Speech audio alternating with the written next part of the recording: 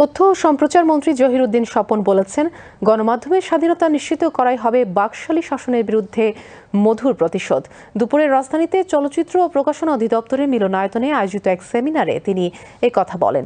সংবাদপত্র বন্ধের কালো দিবস নিয়ে এ সেমিনারের আয়োজন করে ন্যাশনাল এডিটর্স কাউন্সিল। সংগঠনের যুগ্ম আহ্বায়ক আমার দেশ পত্রিকার সম্পাদক মাহমুদুর রহমানের সভাপতিত্বে এতে অংশ নেন ঢাকা ও ঢাকার বাইরের বিভিন্ন গণমাধ্যমের সম্পাদকরা। ফ্যাসিবাদ মোকাবেলায় মিডিয়ার ব্যর্থতা শিরোনামে আলোচনায় বক্তারা ২৪-এর গণ অভ্যুত্থানে ছাত্র জনতার উপর নিপীড়নের জন্য দায়ী সাংবাদিকদের বিচার দাবি করেন।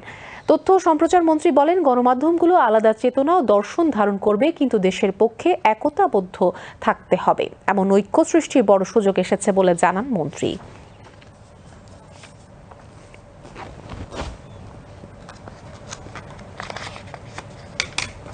১৬ই জুন যারা খ্রিস্ট দিবস তৈরি করেছিল, বিপরীতে ১৬ই জুনকেই আমরা দাঁড় করতে পারি গণমাধ্যমের স্বাধীনতার প্রাতিষ্ঠানিক কাঠামোর দিন। সম্ভবত ফ্যাসিবাদ এবং স্বৈরতান্ত্রিক মানসিকতার বিপরীতে গণতান্ত্রিক মূল্যবোধের এর চাইতে কোনো মধুর প্রতিশোধ আর হতে পারে না।